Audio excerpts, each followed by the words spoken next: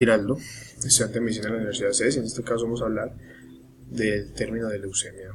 ¿Okay? Entonces, para poder hablar de él, primero vamos a hablar de algunos términos generales, pequeños y de forma rápida. Entonces, hablamos de que la célula conforma varias agrupaciones de células que tienen una función en común, un objetivo en común, entonces forman tejidos. Esos tejidos al final formarán sistemas, ¿sí? Al final formarán órganos, perdón, y los órganos en su conjunto formarán sistemas, y los sistemas en conjunto forman aparatos, y esos aparatos forman el organismo.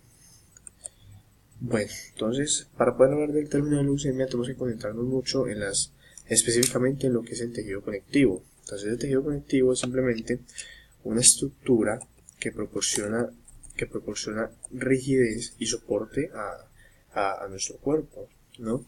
Entonces, como su nombre lo indica, el tejido conectivo a veces sirve para conectar entre tejidos, ¿cierto? Y entre esa conexión sirve para intercambiar sustancias y, y diferentes electrolitos y cosas. Entonces, esas características del tejido conectivo es que tiene amplia sustancia fundamental, una cosa que carece en los tejidos epiteliales, y entre la sustancia fundamental existen algunas fibras de colágeno. Esas fibras de colágeno, entre las fibras de colágeno están las fibras elásticas, de las cuales le proporcionan las características específicas a cada tejido conectivo, el cual habla sobre algunos tipos diferentes de ellos. Entonces, aquí podemos ver en esta tabla, una tabla muy bacana, las clasificaciones de los tejidos conectivos, que también se les llama tejido conjuntivo. Esas clasificaciones son en tejidos, básicamente tres grupos grandes: los tejidos conjuntivos embrionarios, ¿sí? Los tejidos conjuntivos propios, que son generalmente los que más se estudia porque son los del adulto, y los tejidos conjuntivos especializados. Y en estos tejidos conjuntivos especializados es donde está la sangre y en donde se enfoca la explicación de nuestra patología. Entonces aquí podemos ver dos clases de tejido conectivo. Al lado izquierdo está el tejido conectivo denso elástico, el tejido conectivo elástico, perdón, y a la derecha está el tejido conectivo adiposo, donde están los adipocitos que guardan más que todo la grasa que nosotros consumimos. Otros tipos de tejidos también están, por ejemplo, este de la izquierda, el cual es un tejido conectivo reticular, y el de la derecha es un tejido conectivo denso regular. Entonces aquí son varios tipos de tejido que se encuentran junto muchas veces con el tejido epitelial, pero que no son tipos de tejido especializados, simplemente son tejidos que hacen parte de los tejidos conjuntivos propios. Entonces, en ese tejido conectivo especializado que habíamos hablado de la sangre, entonces es un tejido que tiene mucha matriz extracelular, abundante matriz extracelular, el cual nosotros los médicos llamamos, y todas las personas de salud llamamos como plasma. Ese plasma se encarga, pues es simplemente un espacio donde hay muchas proteínas, pues es un espacio donde se transportan más que todas las proteínas plasmáticas, como su nombre lo indica, el cual sus principales son la albúmina y el fibrinógeno. También es importante aclarar que este plasma es por donde transportan los electrolitos y el agua.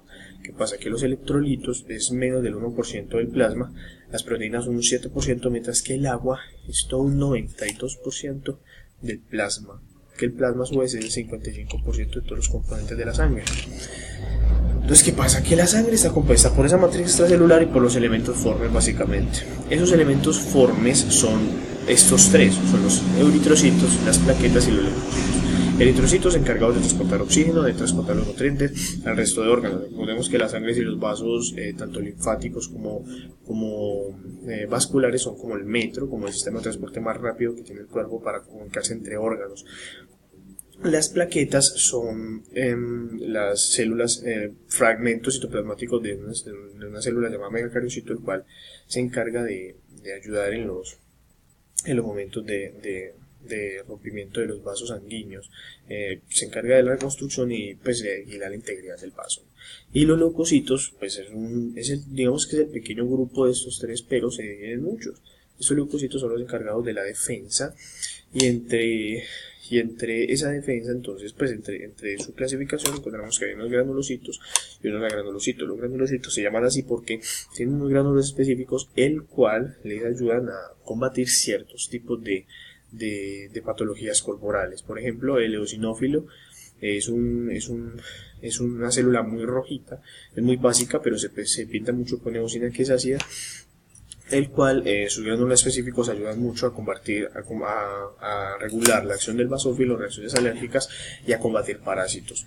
El neutrófilo en sus gránulos específicos tendrá algunas sustancias para poder compartirlo, para poder fagocitar las bacterias y destruirlas en su interior, mientras que el basófilo tiene sus gránulos específicos para combatir las reacciones alérgicas. Pues gránulos con histamina y algunas cositas más como heparina y otras cositas que ayudan a que se dilaten los vasos y a que permita que el eosinófilo y el neutrófilo lleguen a ayudarlo. Los granulocitos son los monocitos y los linfocitos, que son un poquito más complejos los linfocitos porque tienen todo un sistema linfoide para ellos mismos, pero el monocito simplemente se habla de que es un precursor de los macrófagos, de todos los macrófagos, como por ejemplo las células de Kupffer del hígado o los osteoclastos del hueso. Bueno, en la matriz extracelular, ¿cierto? Ya lo habíamos hablado acá sobre lo que contiene, sobre proteínas, electrolitos y agua. Hablamos de que el agua era el 92% de todo ese plasma. ¿Qué pasa? Que la sangre tiene varias funciones, entre ellas termorregular el cuerpo, ¿sí? Y entre la termorregulación ayuda a transportar sustancias y simplemente es como el punto, el medio de transporte por donde migran esas células sanguíneas para poder alcanzar y llegar a todo nuestro cuerpo. Y simplemente es eso, ¿no? Ayudar para la migración de las células sanguíneas para que un eritrocito pueda primero viajar en sus 120 días de vida, irrigar un pulmón o irrigar la uña del dedo gordo del pie y luego irrigar el corazón y así, ¿cierto? Entonces esos elementos forman, ya lo habíamos hablado antes, ya volvemos y repasamos. Los eritrocitos simplemente transportan el oxígeno y nutrientes, las plaquetas ayudan a la coagulación y los leucocitos pues tienen todo lo que ya habíamos hablado, los linfocitos y los monocitos. Ahora, estos elementos formes de la sangre se crean en la médula ósea, tanto leucocitos como linfocitos. Algunos leucocitos, como leucocitos y eritrocitos. Algunos leucocitos, como los linfocitos, migran para otras partes, como el timo, el hígado, para acabar de madurar. Pero esta médula ósea es muy interesante porque tiene dos componentes: un componente funcional y un componente estructural. El componente funcional lo llamamos parénquima, mientras que el componente estructural lo llamamos estroma. Ese componente estromal también está en esta imagen junto con el parénquima, donde hay células reticulares, sinusoides y células madres hematopoyéticas pluripotenciales. Estas células madres lo que van a hacer es simplemente que va a pasar algo con ellas, el cual en la leucemia va a generar una sobrereproducción de estas células para crear leucocitos, pero ya vamos a entrar más en detalle con eso. Entonces, este cuadro es muy interesante, creo que es de Gardner, si mal no estoy, que habla sobre todos los precursores, sobre sus nombres, ¿cierto?, de todas las células. Entonces, es muy interesante ver cómo de una célula madre hematopoyética pluripotencial que está arriba a la derecha, casi que lo tapa mi cara, se desprenden dos, uno que no se ve, que son de pronto ahí se alcanza a ver los precursores linfoides o las células formadoras de colonia linfoides, y por este lado están los precursores mieloides, y en esos precursores mieloides están todos los precursores de la línea mieloide, que son los eritrocitos, las plaquetas y los leucocitos, tanto granulocitos como los monocitos. Los únicos que se desprenden de ese grupo son los linfocitos, que tienen sus propios precursores, que, como ya lo había hablado, son un poquito más complejos. Entonces, ¿qué va a pasar? Que tanto eosinófilos como basófilos, como como neutrófilos, como monocitos, va a haber un desorden en esa línea precursora. Y entre lo que estamos hablando está la granulopoiesis, el cual es simplemente la creación de las células granulocíticas, que son los neutrófilos, los basófilos y los eosinófilos.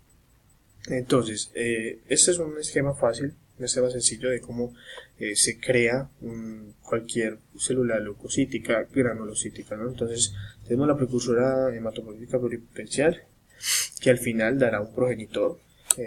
Luego será el precursor mieloide, y aquí será el progenitor, ya sea neutrófilo o eosinófilo o basófilo. Pasa que ambos van a pasar por el mieloblasto y el promielocito, ¿cierto? Y el promielocito pasará a esto que es el mielocito, el metamielocito, y el banda solamente es para los neutrófilos, que en este caso pues es un ejemplo de neutrófilo.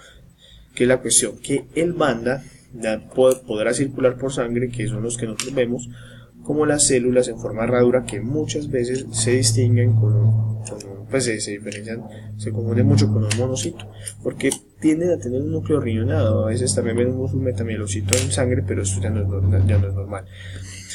Cuando vemos un metamielocito en sangre, en un extendido de sangre periférica de un paciente, entonces podríamos llegar a pensar que puede ser alguna cuestión rara. El neutrófilo maduro ya es simplemente una célula que es multilobulada, que se une por pequeños puentes de núcleo y tiene gránulos neutros, el cual no muestra ni una afinidad a la leucina ni a la supermetileno, el de colorante de Gray. Entonces la leucemia simplemente es un grupo de enfermedades neoplásicas malignas en la que se generan anomalías genéticas en las células hematopoyéticas, específicamente en las precursoras, ya sea el linfoide, porque también es un leucocito, y en las mieloides, pero excluyendo a tanto los eritrocitos como las plaquetas. Los monocitos, los neutrófilos, basófilos y los eosinófilos, en todos sus precursores pueden tener algún daño genéticamente que les genere pues que se dé mucha proliferación de estas células y las células pues migren hacia sangre periférica, pero esa migración sea inmadura. Entonces la leucemia básicamente es mucho leucocito de sangre periférica infuncional e inmaduro. Entonces al final lo que van a hacer es generarnos más daño de lo que hacen bien. Entonces esos tipos de leucemia simplemente se hacen de dos formas: la leucemia linfocítica, que es la leucemia que trata sobre las células linfoides, y la leucemia mieloblástica, el cual simplemente trata de ese desorden, pero a los precursores mieloides, el cual son monocito y los granulocitos. Entonces aquí vemos exageradamente cómo puede ser en una sangre periférica lo de atrás, lo clarito rojo de atrás son los eritrocitos, y cuando uno ve en 5 millones de eritrocitos por milímetro cúbico, ve unos 300.000 neutrófilos, qué sé yo, en poquitos. Se está viendo impresionantemente acá la célula y la cantidad de células. Por ejemplo, aquí podemos ver un neutrófilo en forma de banda 3. Este quizás está bien, pero por aquí vemos un metamielocito. No lo sé, es demasiado infuncional. Un neutrófilo, un linfocito inmaduro y progenitores incluso más atrás. A una resolución menor, se puede apreciar a una distancia menor, a un menor aumento, se puede apreciar cómo se ve esa cantidad de leucocitos tan inmensa en todo pues, el concierto. Entonces aquí es un esquema básico sobre cuando está normal y cuando es leucémico. Entonces, ¿qué pasa? Para poder diagnosticar esto, lo que se hace es extraer las células madres para evaluarlas, a ver si es que están proliferando demasiado. Y en esa extracción lo que se hace es, si se llega a generar, un paciente o una persona que sea familiar de él puede donarle al que sufre de leucemia, puede donarle su parte de su médula ósea, parte de su célula mesenquimatosas y células madres, para que él vuelva otra vez a crear, o sea, se le hace un trasplante de médula ósea literalmente, para que él vuelva otra vez a tener sus células y sus precursores bien y tranquilos. Entonces es básicamente eso. Se extrae muchas veces de crestas ilíacas, la forma más fácil de hacerlo. Crestas ilíacas, también puede ser de esternón. Por ejemplo, aquí en este paciente le están haciendo un trasplante de médula ósea en esternón, y también puede ser en las epífisis proximales de los húmeros y en las epífisis proximales de los fémurs. Aquí está entonces la bibliografía, usé mucho Garner, eso es muy bacano, sobre la información que tiene el libro de Garner, y también histología de Ross, y la doctora Teresa. Bien, muchas gracias.